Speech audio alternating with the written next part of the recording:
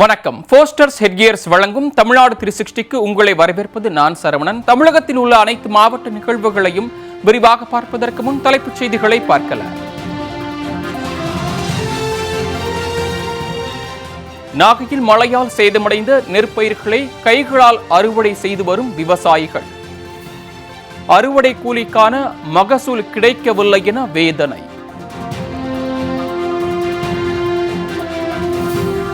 போடி அருகே சூலப்புரம் கிராமத்திற்கு பேருந்து சேவை தொடக்கம்.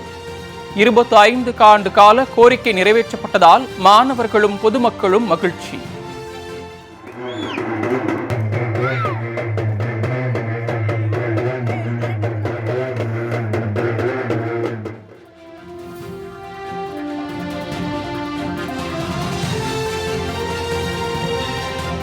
சென்னை எர்ணாவூர் பகுதியில் இடிந்து விழும் நிலையில் நகர்ப்புற மேம்பாட்டு வாரிய அடுக்குமாடி குடியிருப்புகள். அசம்பாவிதம் ஏற்படும் முன்பு புதுப்பித்து தர குடியிருப்பு வாசிகள் கோரிக்கை.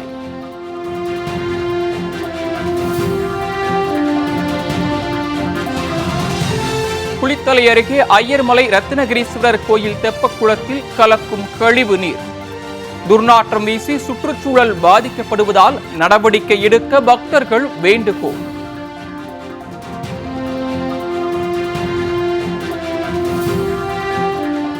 சேலத்தில் சிறை கைதிகளுக்கு புத்தகங்களை பரிசளித்து வரும் பொதுமக்கள். புத்தக கண்காட்சியில் உள்ள சிறை அரங்கத்தின் நோக்கம் குறித்து விவரிக்கும் செய்தி தொகுப்பு.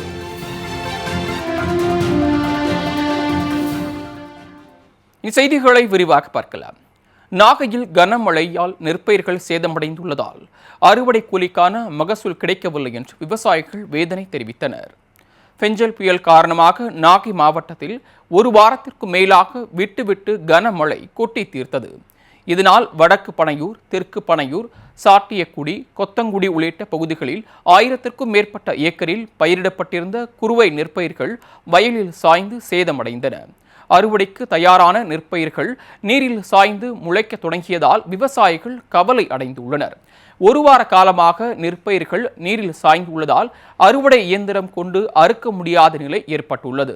இதனால் கூலி ஆட்களை வைத்து கதிர் அரிவாள் மூலம் அறுவடை பணியில் ஈடுபட்டுள்ளனர்.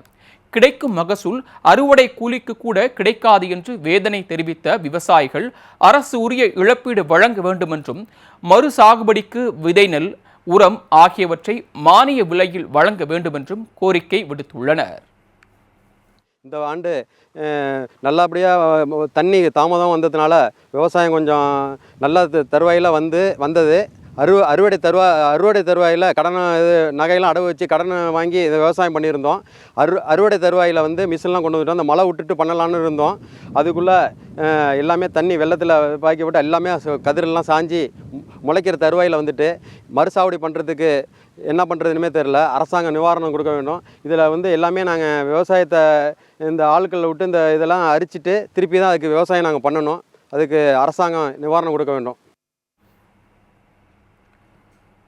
போடி அருகே சூலப்புரம் கிராமத்திற்கு பேருந்து சேவை இயக்கப்பட்டதால் பொதுமக்களின் 25 ஆண்டு கால கோரிக்கை நிறைவேற்றப்பட்டுள்ளது. தேனி மாவட்டம் போடி அருகே சிலமலை ஊராட்சியில் அமைந்துள்ளது சூலப்புரம் கிராமம். இந்த கிராமத்தில் 300க்கும் மேற்பட்ட குடும்பங்கள் வசித்து வரும் நிலையில் பேருந்து வசதி இல்லாததால் பள்ளி மாணவ மாணவியர் மற்றும் விவசாயிகள், பொதுமக்கள் என அனைத்து தரப்பு மக்களும் சுமார் 2 கிலோமீட்டர் தூரம் வரை நடந்து சென்று பேருந்தில் ஏற வேண்டிய நிலை இருந்து வந்தது. இதனால் தங்கள் கிராமத்திற்கு பேருந்து சேவை இயக்க வேண்டுமென பொதுமக்கள் நீண்ட காலமாக கோரிக்கை விடுத்து வந்தனர். பொதுமக்களின் கோரிக்கையை ஏற்று நாடாளுமன்ற உறுப்பினர் தங்க தமிழ்ச்செல்வன் பேருந்து சேவைக்கு ஏற்பாடு செய்தார். இதனைத் தொடர்ந்து சூலப்புரம் கிராமத்திற்கு பேருந்து சேவை இயக்கப்பட்டது. போக்குவரத்து துறை அதிகாரிகள் மற்றும் திமுக ஒன்றிய செயலாளர் லட்சுமணன் ஆகியோர் கொடியசைத்து வைத்து துவங்கி வைத்தனர். இதனால் மாணவ மாணவியர், பொதுமக்கள் மகிழ்ச்சி அடைந்தனர்.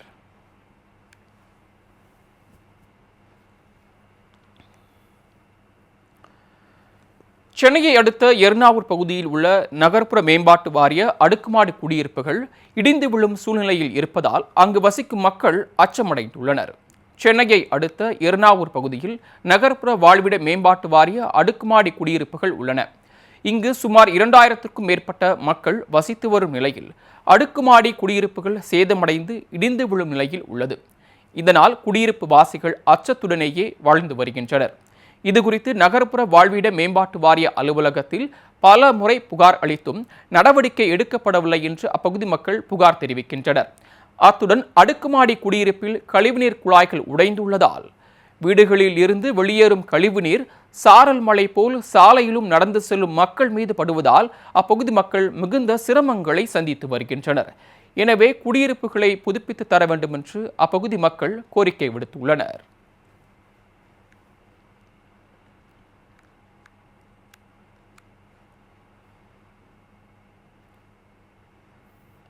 உடுமலை அருகே உள்ள மடத்துக்குளம் அமராவதி ஆற்றுப்பாலத்தில் விபத்துகளை தடுக்க விளக்குகள் அமைக்கப்பட வேண்டும் என்று பொதுமக்கள் கோரிக்கை விடுத்துள்ளனர்.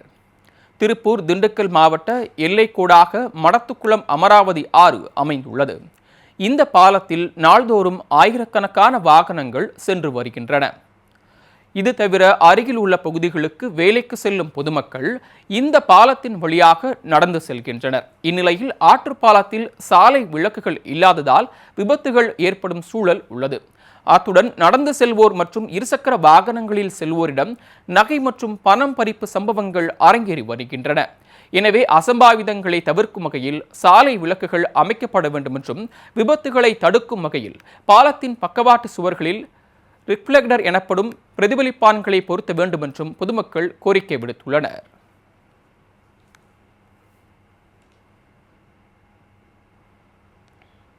கனமழை காரணமாக போச்சம்பள்ளி பகுதியில் தக்காளி பழங்கள் செடிகளிலேயே அழுகி வருவதால் விவசாயிகள் கவலை அடைந்துள்ளனர். ஃபெஞ்சல் புயல் காரணமாக கிருஷ்ணகிரி மாவட்டம் போச்சம்பள்ளி பகுதிகளில் கடந்த 2ஆம் தேதியன்று வரலாறு காணாத கனமழை கொட்டி தீர்த்தது. இதனால் ஏரிகள் நிரம்பி வெள்ள நீர் பெருக்கெடுத்து ஓடியது. இந்நிலையில் போச்சம்பள்ளி, கோட்டப்பட்டி, புளியம்பட்டி, மேட்டு புளியூர் உள்ளிட்ட பகுதிகளில் 200க்கும் மேற்பட்ட ஏக்கரில் பயிரிடப்பட்டிருந்த தக்காளி செடிகள் சேதமடைந்தன. விளைநிலங்களில் தண்ணீர் தேங்கி நின்றதால் தக்காளிகள் செடிகளிலேயே அழுகியும் கருமை அடைந்தும் வருவதால் விவசாயிகள் கவலை அடைந்துள்ளனர். இதுகுறித்து அதிகாரிகளிடம் தகவல் கொடுத்தும் இதுவரை யாரும் வந்து பார்வையிடவில்லை என்று புகார் தெரிவிக்கும் விவசாயிகள் உரிய ஆய்வு செய்து நிவாரணம் வழங்க வேண்டும் என்று கோரிக்கை விடுத்துள்ளனர்.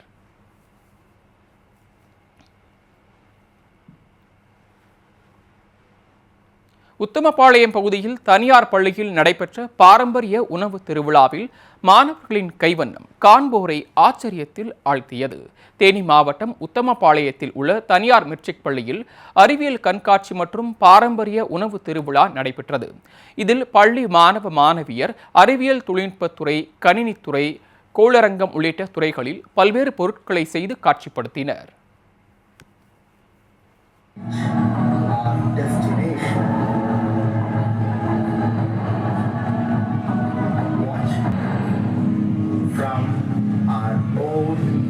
Natural sun, the moon, watch the earth with the International Space Station as this journey meeting planets, asteroids and other space chapters to form. Our journey continues. Prehistoric Earth.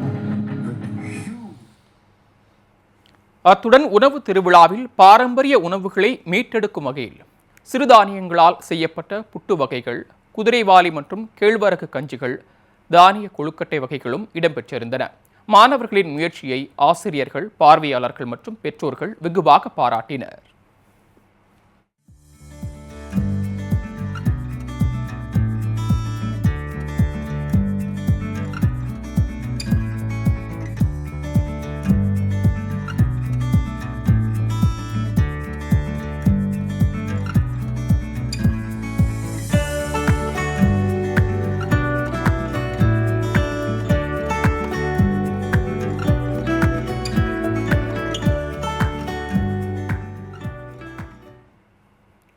Kulithalai அருகே உள்ள ஐயர்மலை ரத்தினகிரீஸ்வரர் கோயில் சாலையில் மலை கழிவுடன் கலந்த கழிவுநீர் தெப்பக்குளத்தில் கலப்பதால் சுற்றுச்சூழல் பாதிக்கப்பட்டுள்ளதாக அப்பகுதி மக்கள் புகார் தெரிவிக்கின்றனர். கரூர் மாவட்டம் குளித்தலை அருகே ஐயர்மலையில் புகழ்பெற்ற ரத்தினகிரீஸ்வரர் கோயில் அமைந்துள்ளது. இங்கு கார்த்திகை மாதம் 4வது சோமவார விழாவினை முன்னிட்டு ஆயிரக்கணக்கான பக்தர்கள் சுவாமி தரிசனம் செய்து வருகின்றனர். இந்நிலையில் ரோப்கார் அமைந்துள்ள இடத்தில் 35 லட்சம் ரூபாய் மதிப்பீட்டில் கட்டப்பட்ட கழிவறைகளில் இருந்து மலக்கழிவுடன் கலந்த கழிவுநீர் வெளியேறி வருகிறது. இந்த கழிவுநீர் சாலையை கடந்து சென்று கோயில் தெப்பக்குளத்தில் கலப்பதால் துர்நாற்றம் வீசுவதுடன் சுற்றுச்சூழல் மற்றும் நிலத்தடி நீரும் பாதிக்கப்பட்டு வருவதாக அப்பகுதி மக்கள் புகார் தெரிவிக்கின்றனர். இதுகுறித்து கோயில் நிர்வாகத்திடம் பல முறை புகார் அளித்தும் எவ்வித நடவடிக்கையும் எடுக்கப்படவில்லை என்று பக்தர்கள் குற்றம் சாட்டி வருகின்றனர். எனவே கழிவுநீர் வெளியேறுவதையும் தெப்பக்குளத்தில் கலப்பதையும் தடுத்து நிறுத்த வேண்டும் என்று பக்தர்கள் கோரிக்கை விடுத்துள்ளனர். போஸ்டர்ஸ் ஹெட்கியர்ஸ் வழங்கும் தமிழ்நாடு 360யில் அடுத்து வருவது உங்கள் ஊர் நிகழ்வுகளை விரைவாக வழங்கும் உள்ளூர் எக்ஸ்பிரஸ்.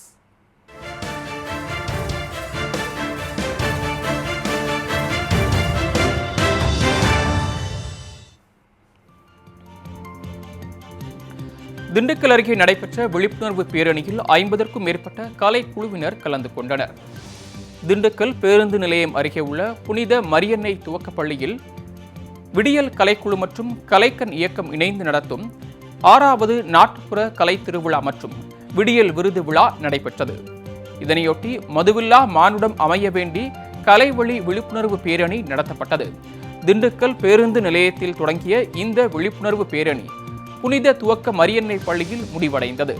இதில் கடவுளர்களின் வேடம் அணிந்து தாரை தப்பட்டையுடன் கலைக்குழுவினர், நாடக நடிகர்கள் மயிலாட்டம் ஒயிலாட்டம் ஆடியபடி கலந்து கொண்டனர்.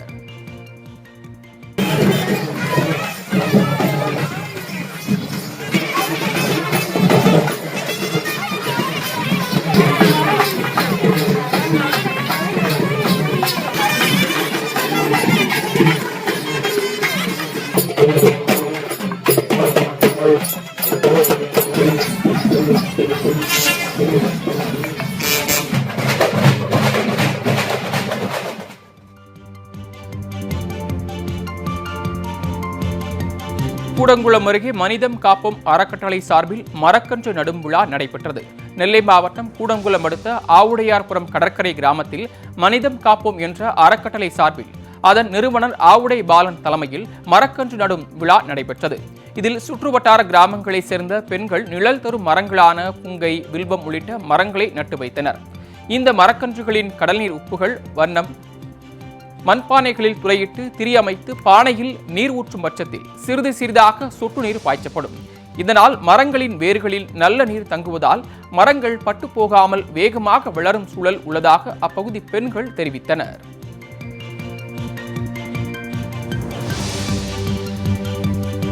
ராணிப்பேட்டை அருகே பட்டு நெசவு தொழிலாளர்கள் சாலை மறியல் போராட்டத்தில் ஈடுபட்டனர்.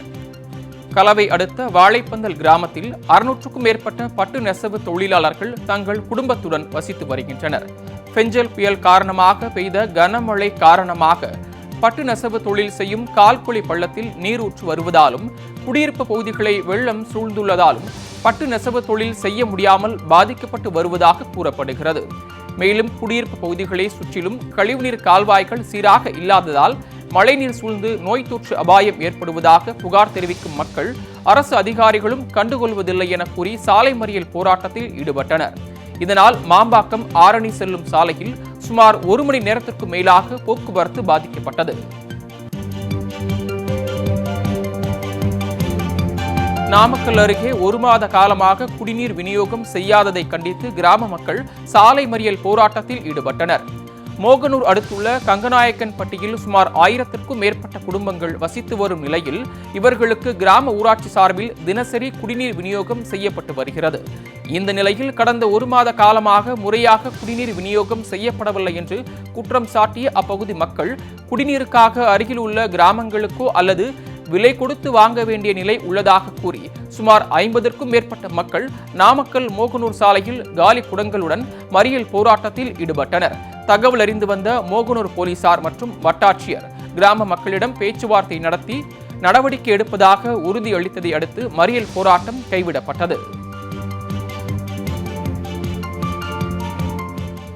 வேலூர் மாவட்டம் வேப்பூரில் அடையாளம் தெரியாத வாகனம் மோதியதில் புள்ளிமான் ஒன்று உயிரிழந்தது. அடரி கிராமத்தின் அருகே நெடுஞ்சாலையை கடந்து செல்ல முயன்ற சுமார் 2 வயது மதிக்கத்தக்க புள்ளிமான் ஒன்று அடையாளம் தெரியாத வாகனம் மோதியதில் சாலையோரம் தூக்கி வீசப்பட்டு பரிதாபமாக உயிரிழந்தது. இதுகுறித்து அப்பகுதி மக்கள் வனத்துறையினருக்கு தகவல் அளித்த நிலையில் வனத்துறையினர் விசாரணை மேற்கொண்டு வருகின்றனர். ஃபர்ஸ்டர்ஸ் ஹெட்கியர்ஸ் வழங்கும் தமிழ்நாடு 360யில் அடுத்து வருவது விளையாட்டுக் களம்.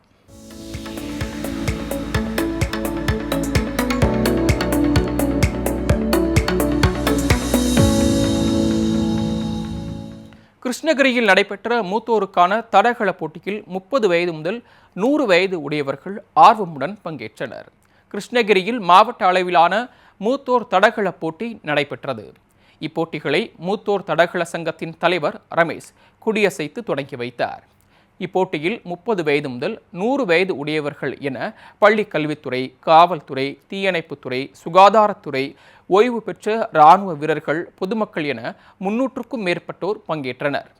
ஓட்டப்பந்தயம், தடை தாண்டும் போட்டி, நீளம் தாண்டுதல், உயரம் தாண்டுதல், குண்டெறிதல், ஈட்டி எறிதல் உள்ளிட்ட போட்டிகள் நடத்தப்பட்டன.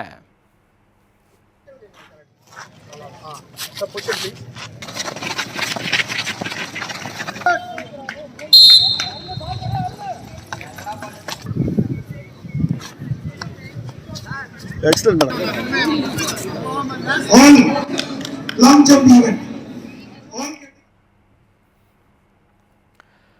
போட்டியில் வெற்றி பெற்றவர்களுக்கு பரிசுகள் மற்றும் சான்றிதழ்கள் வழங்கி கௌரவிக்கப்பட்டன.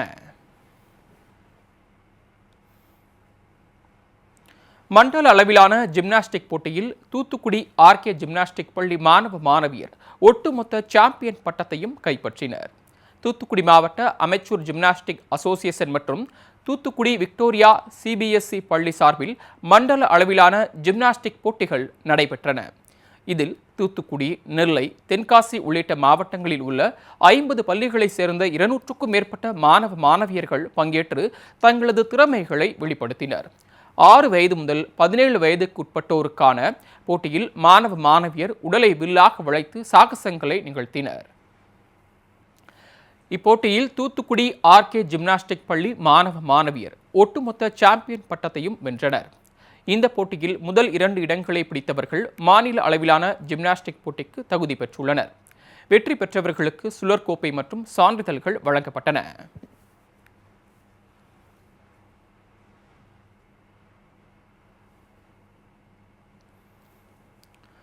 சேலத்தில் நடைபெற்ற உலக சாதனையாளர் சங்கம திருவிழாவில் 500க்கும் மேற்பட்ட மாணவ மாணவியர் சிலம்பம் உள்ளிட்ட தற்காப்பு கலைகளை நிகழ்த்தி சாதனை படைத்தனர்.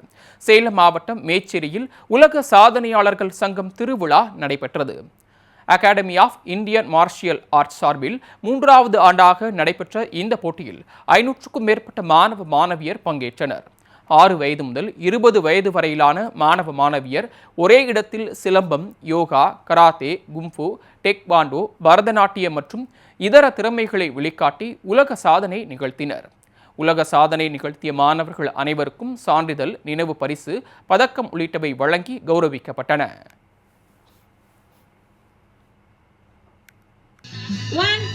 Super, fast, fast. 7, 8. Relax, namaskara sir. Continuous on 3 times. 3, 4, 3, 4. Good, very good, super. Nice, stop up. Stop running up.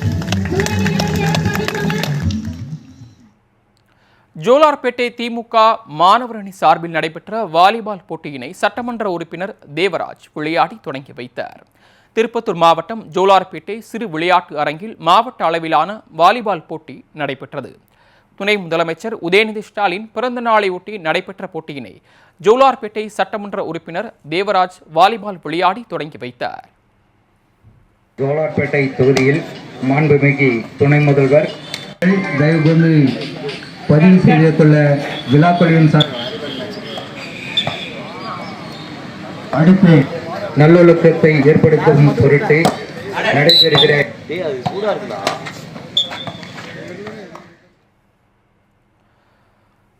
இப்போட்டியில் ஏராளமான வீரர்கள் பங்கேற்றுள்ள நிலையில் வெற்றி பெறும் அணிகளுக்கு ரொக்க பரிசுகளும் கோப்பைகளும் வழங்கப்பட உள்ளன.